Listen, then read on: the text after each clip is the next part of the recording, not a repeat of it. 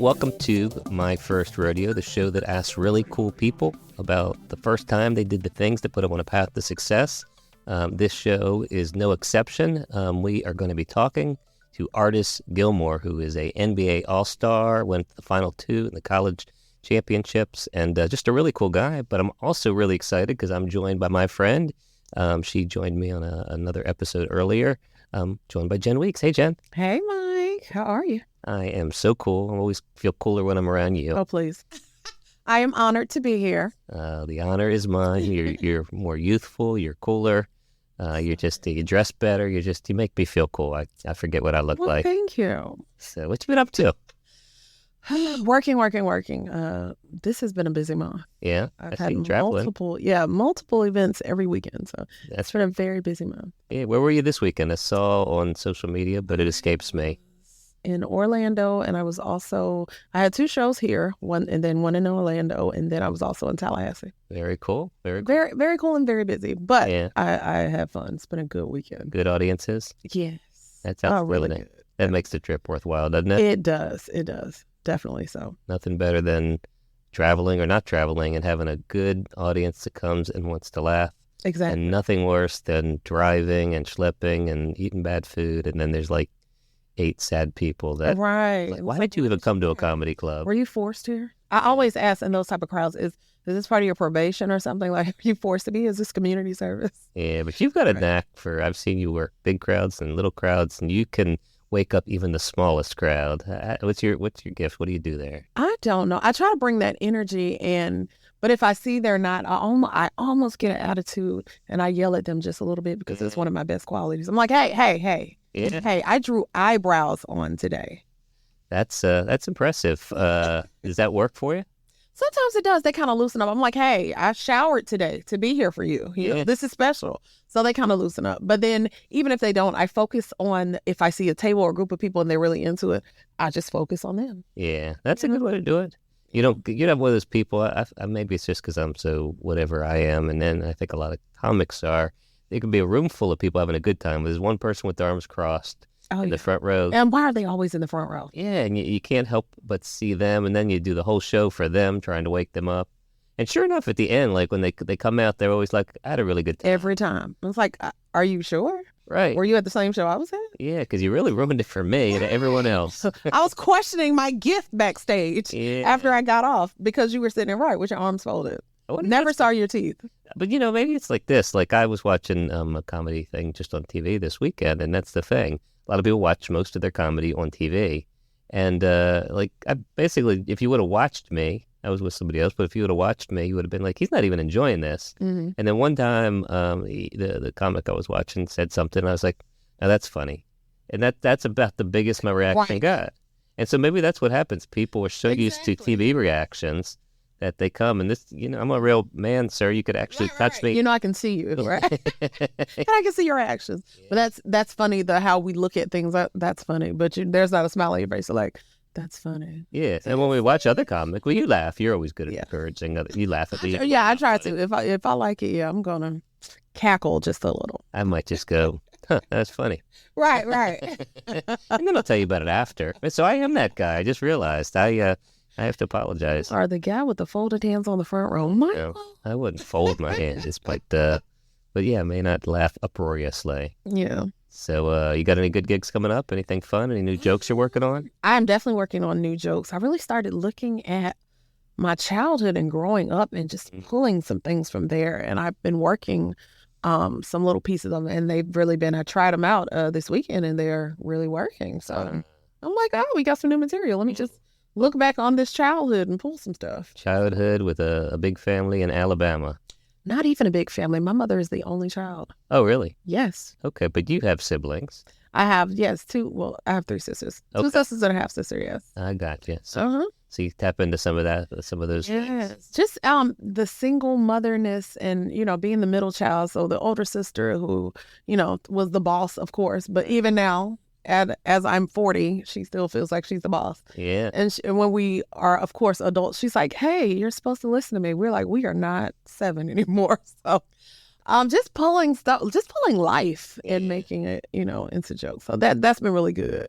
Oh, that's you know? great. And it feels really organic because it's your story. And that's how I get the impression, although you certainly prepare, you create the humor when you're on stage, don't you? You don't write out every word, at least. Not every word, no. Oh gosh, because I'm wordy. Yeah. So, and the job of the comedian, we have to cut the fat. So Yeah. I'll have the premise and I'll talk it out, or I'll write keywords down, but I never write it. I've tried to write out the whole thing before.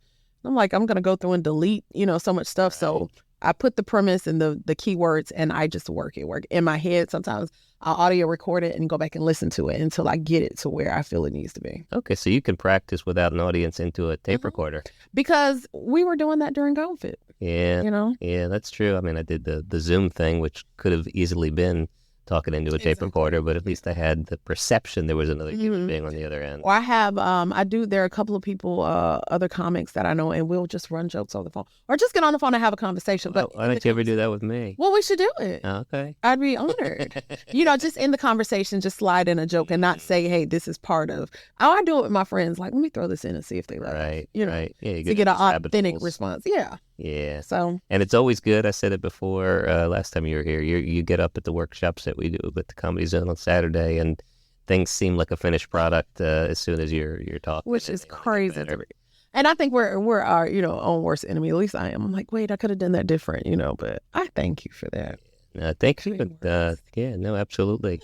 And thanks for being here. I'm excited to bring in Artis Gilmore. So let's get him here. This is awesome. I'm excited.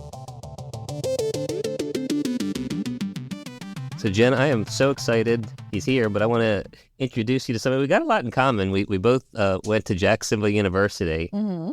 Yeah, that's it. That's the only thing we have in common. I was like, I'm waiting for more. No, that's it. Yeah, me too. He said we went there. What happened to the graduation party? Fair enough. We both graduated with honors from Jacksonville University, where I was the center of the debate team, but Artis was more importantly the center of the basketball team. Yes. He went there a little bit before me, 7'2", center from Florida at Alabama, played college ball at Jacksonville University from 1969 to 1975. They retired his jersey.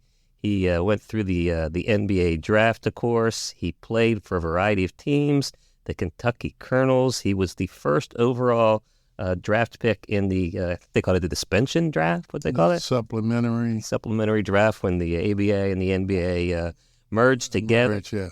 San Antonio Spurs, the Bulls, the Celtics. He played in Europe for a little while after there. If I'm not mistaken, did your career span between Wilt, Chamberlain, and Michael Jordan? Is that right? Yes, absolutely. So he played with both of them. How about that? Well, actually, my rookie year, I played against Wilt Chamberlain, and that was sort of the inter squad of the ABA and the ABA competing against each other. And, of course, later on, they decided that that was too much of a magnet right now. They weren't ready for that, so they killed that deal and waited until the merger came about. Wow. So you start your career with Wilt Chamberlain, and Michael Jordan is just coming into the league when you're leaving the league? No, Michael came in '84 after the Olympics. Okay. So you had 4 years or so with him.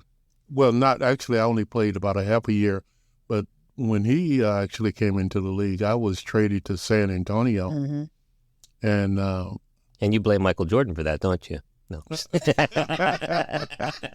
Oh, Michael was so excited about his position with the Bulls because he said actually the Portland Trailblazers had the first round draft choice, and they took Sam Bowie. Yeah.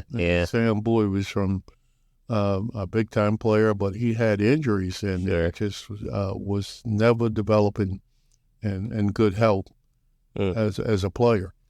Sounds like another guy from, I remember being drafted by Portland who also played at Jacksonville University. You remember, was it Ronnie Murphy? Ronnie Murphy, yes, absolutely. He was great. He was such a natural talent. Drafted, I want to say, in top 20 by Portland, if I'm remembering, and then gained a bunch of weight that summer. Hardly ever played again. And, of course, James Ray, he played for Denver, Right. and Otis Smith as well. Yeah, and of course D. Brown. D. Brown played for Boston, the Celtics. Yeah, absolutely, and a few other places after that. D and I were at JU together. Okay. But I did not play with him. No, you kidding? Man, I was waiting for the big story to. No, there was none. It was not good. But let me tell you a little bit more about Artis, Jenn. Points for his career, 24,941, 18.8 points per game. Rebounds, 16,330, 12.3 per game. Blocks, 3,178, 2.4 a game. Of course, he's in the Basketball Hall of Fame. Absolutely. He's been the MVP. He's been the MVP of the playoffs. He was played for the championships. He was a 6-time NBA All-Star, 5-time ABA All-Star, ABA All-Star MVP in 1974, and a bunch of other things. There's not really enough time to talk about all your accolades. So we like to talk about firsts on this show, and tell us about, you get tall pretty early, but tell us about what you remember of your first basketball experiences.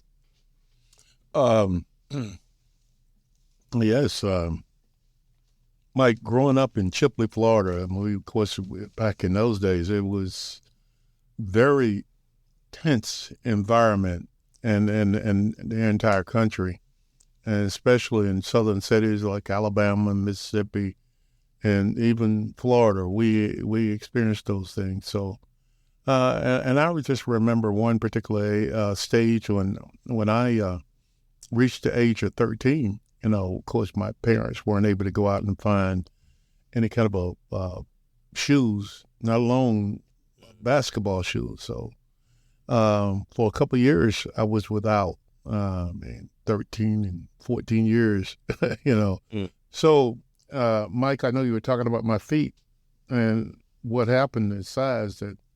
Why is it double your size? Double? I think it's what size you were.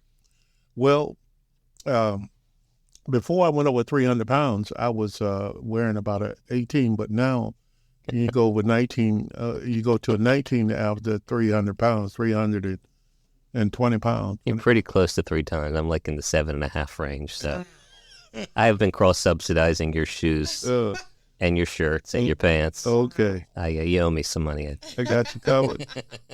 Got you covered. So your parent, I read that you were 6'5" at age 15. Which means you were probably just about that at age 13. Probably pretty close to it. I remember you spoke about some of the earlier things that happened in basketball. And I remember finally I had a pair of shoes, and they were too big for me. In fact, I was running out of the court, and I low-cut shoes, and I started hating those forever and ever because as I ran down the court, I'm going to drop a shoe, running barefoot half of the time, slide across the floor in your socks, what little socks I had, Wow. And so, but this one particular incident where I took the ball and was dribbling really past to the basket, and I was going to slam dunk it, and then I realized that I had gone past the basket, so I was able to come back with it back. I said, wow, that's pretty cool. Man, I didn't know I could do that. That's outstanding. Yeah. That's outstanding. So that's high top shoes obviously were easier to keep on your foot, I imagine. Yeah, and that not only that, but I remember that gave you a little bit more support whenever prevents you from getting severe sprains. Right. Mm-hmm. Yeah, speaking of support, so you start playing in the booty short era. Yeah. That's got to be tough for somebody as tall as you. Like for me, not as noticeable, but they was down to your knees even then? yeah, definitely. It still would have been long pants. This is true. It's true, but yeah, you got to make sure everything's in place before you jump on the court, don't you? Absolutely, absolutely. I know a number of guys over the years have had some embarrassing moments. So, Boy. I remember hearing when JU started to talk about other people besides you, but this would have been after your time. But there was a famous story of a guy who went on, I think, to be an assistant coach at JU, but supposedly he was a bench warmer. And then one day, you know the story, he got the call to go on. He pulls off his Velcro sweatpants, but all he had was his jock on. He hadn't put the shorts on. So Oh my goodness. Yeah, because that almost happened to me once. And I'm just sitting in there cooling out, and I, we're getting ready to go out and warm up just a little bit, and then realize afterwards, after coming and just sitting for a while and sitting, waiting for the clock to move forward, and then finally I realized, okay, well, we need to get ready to go out and get ready to play. And I thought about it. I said, no, I only have my warm up, so I'm going to liken a few things right now. Yeah, I think it's changed a lot during even your career, and since then, the players get treated pretty well. But I know, and I've heard stories about when you started playing, you were responsible for a lot of your own stuff, including your shoes, right? Yeah, absolutely. And so that could lead to some worry and even catastrophes from time to time. Yeah, we were, as you indicated before, responsible for your shoes. And if we traveling to one destination and we had to play that night, and we checked our shoes or something, uniform, that was the only thing that you needed to hold on and bring onto the plane, your shoes and your warm up. I mean, your shoes and your uniform. And obviously, the planes back in those days, they'd lose a lot of luggage. In fact, people would take your luggage in. I had a couple of several luggage bags I lost with clothes, really nice clothes in them. And who's going to wear your clothes? I'd hate to get home after stealing Artis's clothes and be like, what am I going to do with this? Souvenir. It was a souvenir. Yeah, just a souvenir. Oh, that's not cool. That's not cool at all. But didn't you forget your shoes one time? I did. You must have heard that from my buddy Frank. Maybe. I don't want to claim that I'm stealing another podcaster's. The inside scoop over here. Yeah. Yes, I remember. I was, and that was the one game I think I started over 600 and something straight ball games. In this particular game, I wasn't even able to start because I didn't have both of my shoes. I left one of them at the hotel. Oh my goodness! Wow. Yeah. That's why you don't want to be a prop comic, Jen. You don't want to forget your props before a show. You bring your ukulele out there. Like, oops, I left something. I'm gonna have to go back. Now I do have a question about first. Now I read somewhere that you wanted to play football over basketball. That was your first. Well, that's exactly right. Being an athlete in Florida, whatever time that we had to play, football was a really much more popular than in basketball. And if you didn't have a really strong, successful program in basketball, then the interest was not there. So nobody went to see basketball games. And in fact, when we initially started playing, we didn't have an indoor facility. We played outdoors. And most of the schools around the area that we played, up in Northwest Florida, they also had outdoor facilities to play. Okay. And we thought in terms of we had one of the better places to play because our court was paved and the others, it was like clay courts. So they compressed the clay down, and it was hard like a pan, concrete, the tar, or whatever what is asphalt. Asphalt. Okay, gotcha. So we were able to have a pretty good facility. We thought in terms of that was pretty good, but they was actually have barrels around the court where they throw logs in for the people to stay warm. So, wow. And really, I'm eyewitness. I grew up in that era, that time. Yeah, a lot. Truly experienced that. So football players got a little more attention. What was it that made you think more about football versus basketball back then? Well, yes, a chance to get more exposure and in fact to become popular in school because unless you was a popular individual then that was you received no attention. You was less than human. Let's talk about that a bit because and I didn't mention when I was expressing his credentials and the credentials of the teams he was associated with. He played for the Jacksonville University team that went to the Final Four and went to the Final Two and ultimately lost to UCLA. So, Jacksonville University is not a basketball prowess presently, although we hope they'll get back to some degree of success at some point. But back then, they were an amazing Cinderella story and ultimately a prowess. But not only were they a great team, they were an integrated team before other teams integrated. I think JU started, 3 African-American players when you were on the team? Right, except Florida State was the only program that had more. Yeah, so, I mean... But Florida State and Jacksonville were truly pioneers in that particular area and production of athletes. And so what I want people the listeners to put themselves in, what I want to put myself in is your, I'm assuming, Jay, you didn't have a huge budget, but you had to travel a lot. Your team had to travel a lot, and that meant you had to go through a lot of small towns. Heck, you were leaving from a small town.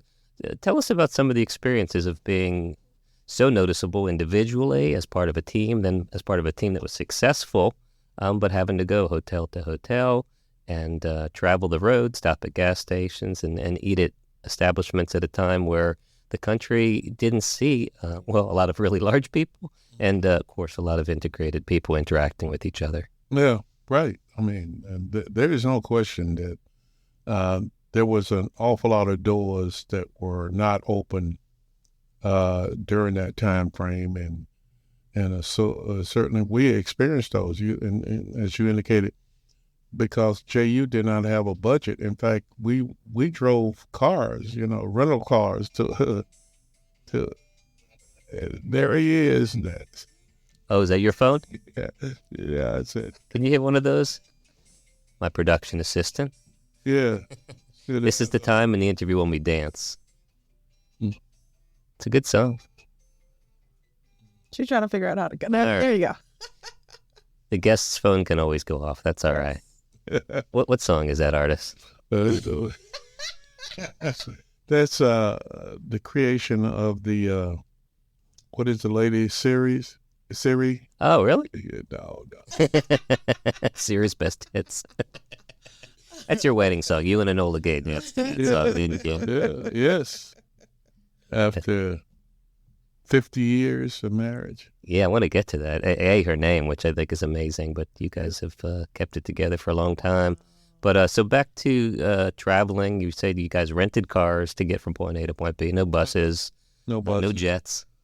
No private jets. No. Except long road trips. We flew to those destinations. In fact, we went to Hawaii. We didn't have to drive a vehicle to that location as well. That seems fair. Oh, my goodness. That is funny. So did you have some doors slammed? I mean, maybe you wouldn't have even been privy to it, but who would make the logistical arrangements to know where it was safe to stop and where it might not have been? Frank Casey. Yeah. Frank Casey was one of our guys, and he was like the press secretary, and he was the individual that went out and checked. And I remember, of course, you didn't mention the fact that I started at Gardner Webb, and that was in 1967, and in fact, 68 was when Martin Luther King was assassinated. And so I remember, during my freshman year, so many things that just happened and took place during that time. And so the coach as well, so often that we would stop. We had a bus that this really real good alum donated to the school, and so we had a really nice little bus, and so we would stop. The coach would get off and run in, and then he'd come back and get on the bus, and we'd take off, and nobody would say anything, but we knew it. The deal was that we weren't not allowed to eat in this location. But, Joe Williams kind of cured that once. I don't know if you remember that story or heard that story. Well, Joe, we sat there, and at that particular time, they only had Chip Dublin was the only black player on the team. And so they they said, well, we'll feed your guys here, but we have to feed them back in the kitchen. Mm-hmm. And so Joe said, what do you mean you have to feed them back in the kitchen? That's okay. We'll all go back in the kitchen and eat. So Yeah, I did see that on the Jacksonville Hoop. Okay. That he talked about that. Jacksonville Who, a great documentary. It's available on YouTube about that team. Mm-hmm. Yeah, we're really proud of that, and it certainly share just a little bit of history of that particular year in 1970 and the experience. Yeah, for sure. So did you realize at the time, or you were just, maybe you just wanted to play basketball, did you realize at the time that you were really part of affecting change? Like y'all were integrated, y'all were traveling, trying to find places where Black and white people, that wasn't separate, that you could be in there. Did you realize that you were a part of that change? Or are you just a kid from Chifley trying to play basketball? Yeah, just a kid just trying to survive. I mean, back during that time and that era, nobody really thought about, change, because there was nothing in the cards that said there was going to be some changes in the future. I mean, not even 50 years later, but the times were really stiff and tragic and sad, and now I'm looking at our politicians. Do they realize that how dangerous the little line they're walking? And I'm not here to talk about politics, but just the fact is that, is the power, is it worth destroying your whole country, your entire country? Absolutely. There's definitely an absence of memory or just a tone deafness everywhere. I think that's why I'm so glad to have you on the show, and I do encourage people to watch Jacksonville Who, just to remember, for my kids to remember, it wasn't that long ago, Right. That these things were happening in the open, and of course they still happen in different ways. Yes. Absolutely. So first Sweet 16, is that 1970, or do you guys get in the year before that? Well, it was 1970. Okay. It was the year. That was the first Sweet 16. And then you go all the way to number 2 in that tournament. Yes. Wow. What's that like? Because basketball back then, we didn't have all these networks where you could watch games or listen to games. We certainly didn't have the internet. So, there were people that probably didn't even know Jacksonville, Florida existed, let alone Jacksonville University, let alone your team.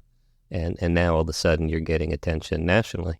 Yeah. Well, one of the great callers of the game, Kurt Gowdy, he was actually calling this Jacksonville, instead of Jacksonville University, he said Jacksonville State. And, for a long time, everybody said Jacksonville State. And then finally asked the question, where's Jacksonville State? Right. Which is another school in another state. Yeah. In fact, they're in our conference right now at JU. They're in Alabama. That's funny.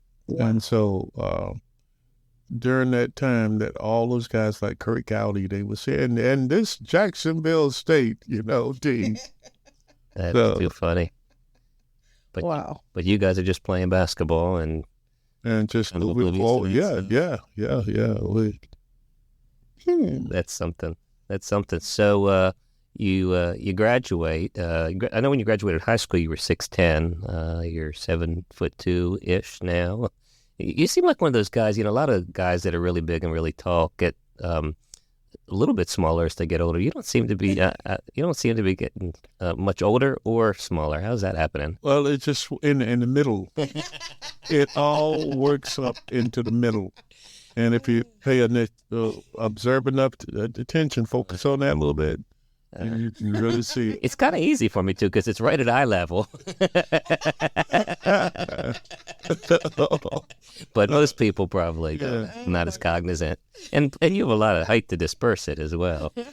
But you graduate college, obviously you probably grow the rest of that 6'10" to 7'2" during college, I'm guessing. Well, actually, the truth is, when I was when I turned 18 in high school, I was just a little bit over 6'8", because I remember back then during that time, that you had to register for the local board, and there were so many kids that was drafted, and they trained them for 6 weeks and sent them straight to Vietnam. Wow. And many of them did not come back. Mm. And I had probably 10 kids in my little, and can you imagine in Chipley initially when I was in high school there before moving to Carver High School in Dothan, Alabama, they would have a total of maybe 12 or 13 seniors to graduate a year. And so you think back during that time, the Vietnam War in this little town, how many, they would lose 5 or 6 young people who were in one of those classes. Mm. And it was mandatory, you get drafted. They had draft numbers. Sure. And I remember just barely reaching that margin just above it because 6'8" was a cutoff limit. And then they could categorize you or put you in a category. 4F is what they put me in because that was like a permanent category. But also they said, if there's some super things happen and they just have to bring you in, but they think in terms of a more permanent category. Right. To put you in, but 4F was it. I got you. You weren't coming. You were undraftable in that sense. But that's that area where I wasn't quite maybe 6'10". I was a little bit less because at 18 registering and just as that name, number, and everything came up, they ended the war in Vietnam. Wow. What a time! What an era! Yeah. So you don't get into that draft, thank goodness, but you do get into the NBA draft, and yeah. and talk about the ABA and the NBA at that point in time, and what ultimately occurred for you. Well, the leagues they really struggle. I mean, the ABA, and one of the things that allowed them to gain an advantage and become really competitive with the NBA is that they were able to draft underclassmen, except for myself. I had graduated from college, but guys like Moses Malone, who was the first player to play goes straight from high school to the pros, and he played for the Utah Stars back then in the ABA. And then you had Julius Erving and George McGinnis, who was at Indiana and decided to leave there from Bobby Knight at the end of his freshman year. Mm-hmm. And those individuals really came in and really allowed the ABA to develop very quickly and become very competitive. And so the NBA said that, the fees have become, the contracts are becoming crazy and ridiculous. We can't afford to pay these guys that. So eventually they came together and they decided to bring in 4 teams. And those 4 teams was San Antonio Spurs, the Nets, the Indiana Pacers, and the Denver Nuggets, who is now the NBA champion after 50-some years. Yeah, right. And so that's pretty special to see the NBA, Denver Nuggets winning the championship. So the other teams, they get bought out, and everybody else gets drafted onto one of the remaining teams that were. And one of the smart owners, the St. Louis Spirits, everybody that was purchased and decided to take the money, including the Colonels, they each received $4 million. The other owners had to purchase and buy them out. Wow. And except for these guys, so they decided we'll take the money deferred, a portion of it down the line. And so those guys that decided to take the monies earlier, they only receive like that $4 million. But the guys at St. Louis Spirits, they deferred their money. They ended up getting about $1 billion. Wow. Yeah. That was a good move. Yeah, good investment, a good thinking. Wow. Sharp businessman. So when you get to the NBA, or I guess the ABA in your case, out of college, I mean, you hear about the speed of the professional game. Was it as true back then, and is it as true of basketball as you hear it is of football? I mean, you were a man among boys at JU, even though you had a great team and you played against some great people and played with some great people, but there were other people that weren't nearly as good. You get to the ABA, the professional level, everybody's pretty good, right? Right. I mean, and that's the level. From high school, you might compete against one guy, but at the collegiate level, you're going to play against 2 or 3 guys on that team that's really good. Mm-hmm. And then at the next level, professional level, everybody is good. So the competition is just a matter of really focusing and making certain that you understand where your skill level is and how you can use them to your advantage. Mm-hmm. Now, I've read that you have these nicknames I've seen. They get A-Train, the Big A, Batman. Gentle Giant. Gentle Giant. Yes, but just don't make sure you don't call me late when it's dinner time. But yes. What you want, don't call me late. Yeah, yes. It's Artis, and then in the middle, A-Train, Big A, and just A. And then is Granddad. And then that part of it is Gilmore. So you put it all. Just throw it all in there. Yeah, Wow. just toss it all in. Was it a name that you were like, absolutely not, do not call me that? No. Well, I mean, when we were growing up, I was real thin, and guys used to call me Slim, and I didn't like that. We'd both like it now, though, wouldn't we? And all those guys that called me those names, there was nothing I could do about it. But later, I mean, I would have been ready to challenge physically. You don't strike me as being a trash talker, and that certainly wasn't your reputation. Is that a fair assessment on my part? Mike, that absolutely is. I mean, I just believed in going out and demonstrating physically, doing the job, and executing the offense and defense, and let your work, speak for itself. Mm-hmm. Yeah, and when you're 7'2", playing with guys that can be a foot shorter, you can do a lot of things out there that make their life difficult and frustrated. Yes. Oh, I thought you were going to say something. I was like, so I was going to ask, you've won so many awards. Is there one that sticks out to you that's your favorite or that means the most to you out of all of your awards, and you've been inducted into different halls of fame? And the one award is having my first child. Oh. And that was just an amazing moment. And then, of course, my second one, she came along, the one that you played against, Priya.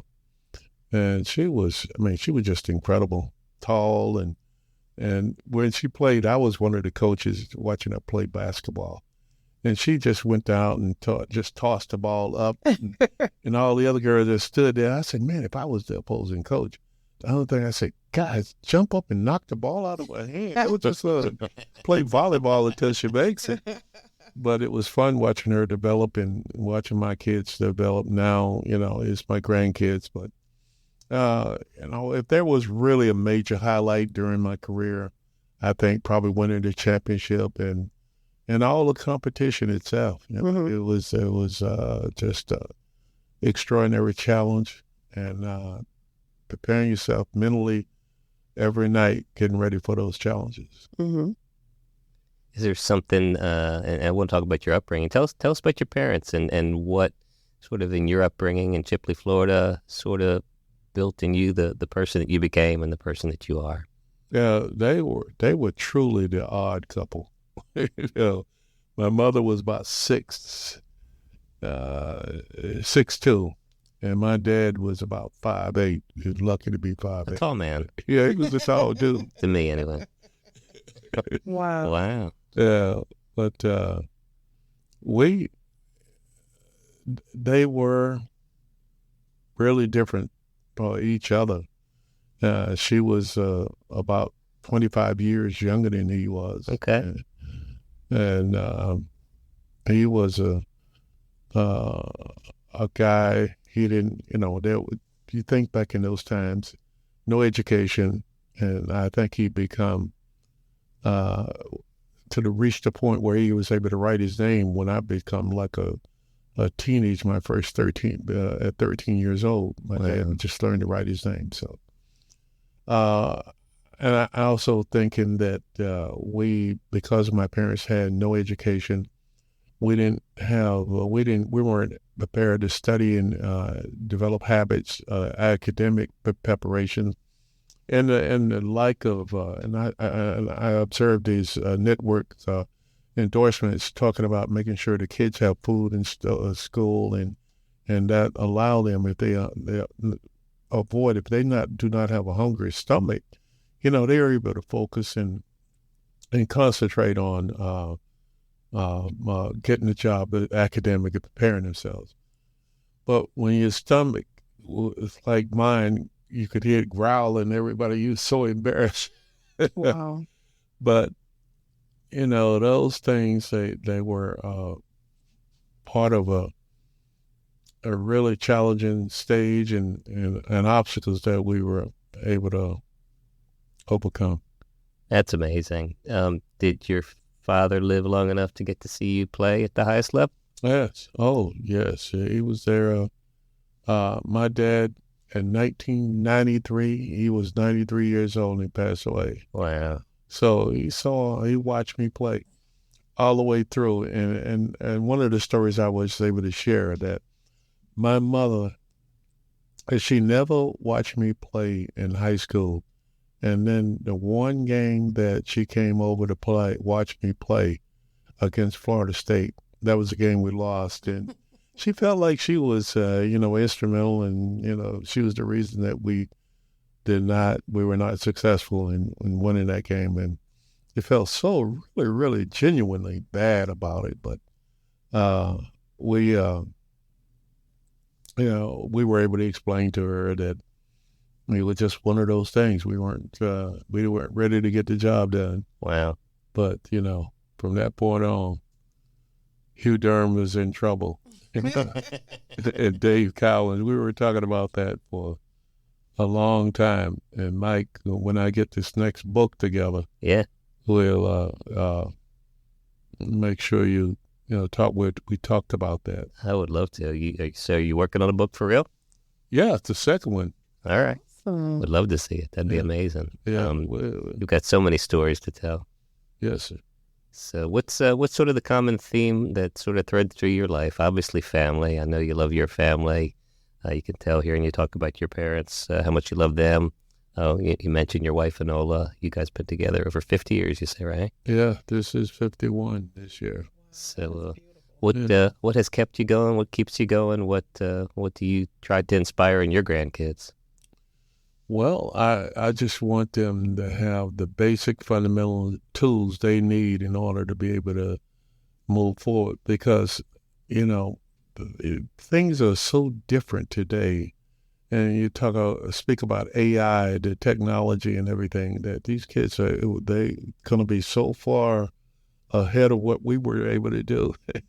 And I remember when I was sitting down, and there was the telephones was what they called a party line. Pick up the phone. You want to call somebody just for the heck of it. And this old lady have a phone. She said, and when she sit there by the phone and just pick up when people on the phone is talking, that's what they wanted to hear, somebody speaking out. So they said, "Miss Gray, can you hang up while we finish the phone call?" And that was somebody you knew in Chipley that was answering the phone. You think about all this technology ahead, the way it's evolved. We talk about the kids and, the future and what they're going to be looking at. It's so incredible. And they said AI, talking about, it's scary, frightening what AI potentially. And I look at the things that now, and they've put individuals out of jobs, but it is really doing an incredible job of helping development and making things easier for the economic people to consume and be able to move around through and the traffic. And I'm waiting for the transportation to really take the pressure off of airlines and build fast trains. Yeah. And help move. And it's the technology is just there. And I remember when 40 years ago I was in China, and they had bicycles that they used to transport everything, whether it was a cow or a couch. Right. But they transported. And then now they have fast trains, bullet trains, right? And we're not there yet. No, we're slow to change. So we depend so much on the airlines, and they are so much pressure on them to perform. Anyways, what subject were we? You were just talking about changes and what our kids are going to be prepared to do. I think it's amazing to think about the technological changes in your lifetime alone, and you're still a young man. And I said, I was talking about the party lines, and then I remember you fly into an airport, Atlanta before it moved and developed it, and everybody, there was a line. There was only about 3 or 4 public phones there, and everybody had a line and a pocket full of change before they go to the next flight. Yeah. And you walk down the stairs, out on the tarmac, and then up the stairs into the aircraft. But now the jetways and everything. Mm-hmm. And then fast trains are inside the airport that moves around, transport you to different terminals. Planes aren't made for someone your size either, are they? No. That's one of the advantages I get. Right after 9/11 took place, all of a sudden some of the airlines decided economically it wasn't feasible to continue flying these huge aircraft to these different little small routes. So they built these little 40 passenger jets, and it would, for my first time crawling into one of those ways. I mean, literally, I had to basically crawl into it. I would think. Wow. I'll tell you, I feel like it's my civic duty to take the center seat whenever I'm on an airplane. And it's a little bit cuddly, too. Like, if I sat between you and Jen, I'm not moving anywhere. A little cushion over here. It's very sweet. It's very sweet. I think it's only fair. Wow. So I have a question. You've been married 51 years. And we're talking about firsts. What was your first date? My first date. With her. Yeah, right. Yeah. With your wife. Yeah. I remember going over to her house and that I wanted to take her to the movies. And of course she had 2 little brothers and I was not going to be able to take her without bringing them along as well. So that first date, we're going over to her house and observing the furniture being covered and then plastic. Really nice. I said, man, this is really nice. They were living all right. She living really well, and I said, man, my house, I remember everything was broken down. Right. But my first date, that was a memorable experience. You, her, and her little brothers. Yeah, Alvin and Chris. They got Alvin and Chris, and she got Enola Gay. And I got Enola Gay. Oh, you know the story behind Enola Gay, right? I know the Enola Gay dropped the bomb on Hiroshima, right? The first bomb dropped by the plane, Enola Gay. And was she born in some proximity to that, or her parents were just? Yeah, our parents went to see the movie, and they said, "Well, if we have a daughter, we're going to name her Enola Gay." Wow. So, but she's not explosive. She is, well, not quite the atomic level, but yeah, that's okay. We all need an explosive weapon. And that's the only way we would have been able to make it for 50 years plus. Yeah. So that's neat. That sounds like she's not 6'8" to your, or 6'2" to your 5'8" like your parents, but she is a strong force in her own way. Yes, she has. She's been just an incredible leader in our presence. The kids, the boys, the the grandkids. She's just an extraordinary. Just keep right on moving. I mean, Yeah. Well, you're both extraordinary, and you're a good man. You're a good ambassador for the NBA, for JU, for the Jacksonville community. You're such a humble and gentle giant. I see you around town. You never seek out any special treatment, but you sure do deserve it. And thanks so much for coming on our show. man, I appreciate those tickets down at the Jazz Fest. I wasn't going to say that. Yeah, that was something. All right. And So, that was comfortable, just sitting there taking it in, and then all of a sudden this gift came right. this is not the first time I've shown up at something, and Artis, he doesn't hide. I mean, he's not trying to be noticed. Right. So he's sitting there with his straw hat and towering over these other people. He's sitting outside the gate at the Jacksonville Jazz Festival, and just so happened I had gotten stood up by a friend, and so I had an extra VIP ticket. And I said, hey, you want to get inside the gate? And he couldn't have been more appreciative. Absolutely, that was incredible. So, was that Shaka Khan night? Was that? Yeah, I think it was. I think she was. No, she was the night before. Okay. That was the night of what's his name? Charlie Wilson. Charlie Wilson. Yeah, the butt song. Didn't he do the butt song, Charlie Wilson?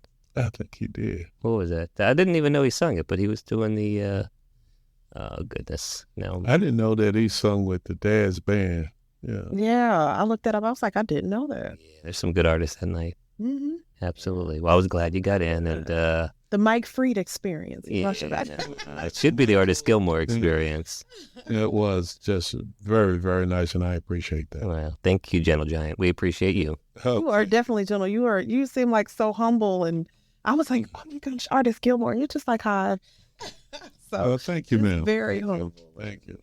It's been great. Like I said, I went to school with Tiffany, and I remember her playing back. I never played. I definitely watched. But even when I got to Wolfson and seeing Priya, I remember her walking through the halls, and it was like she commanded even the hallways. But they were like these champions, and to see where they come from, obviously. So, But one other thing that I'm going to share about my daughters, they are all tall, 6 feet plus. wow. And one thing that if you notice, when a 6 feet girl all of a sudden put on heels Yes. and 2-inch heels, I mean they are massive giants, So my girls, they really love to put their heels on when they're near their mom, so they just embarrass them. But they inherit their height from their mom. You think? I'm not sure that's exactly right. That's exactly right. Like, I don't think so. No. But thanks again, man. Appreciate you. Absolutely. Thank you, sir. That was great to spend time with him, wasn't it? That was. He's such just a humble, gentle Yeah, man. he Yeah. is. He talked about how he would just control things on the court. And I've mentioned this on another show when we talked to a mutual friend of his and mine, Frank Pace. But he has this crushing handshake. I'm sure he didn't do it to you, but he has to know, and we took a picture of my hand next to his hand, that, he could break my fingers. He Right. doesn't literally. break them, but he comes pretty close. I was definitely not trying to shake his hand. I was like, they are huge. Yeah, so he is a strong man, but just a good heart, and he's done so much good stuff. He doesn't seek out attention. He didn't even seek out attention in his NBA career. He just did it for the things that he accomplished on the court. Yeah, like he said, he took it to the court. He would do it all there, but no cockiness, none of that. Yeah, so even if he wanted this, he got attention anyway, because, you're going to get attention when you're 7 too. Yeah, that's probably right. I mean, that's interesting, because, there's not a minute or a day that goes by. And, of course, he lives in the city that he really helped put on the map. Mm-hmm. So he is a celebrity without seeking it. He can't really be inconspicuous anywhere. Right. And then, on the occasions where he does go out for needs, his needs are different. Like even when he got here, he had to adjust the mic a certain way and all this. And that's probably a way of life. He's probably used to it at this point. Yeah. There's always some adjusting that has to take place. Yeah, the world is just not, I joke about my height. I'm 5'6"-ish, but the world's made enough for me. Sometimes there's things that are a little too big on me.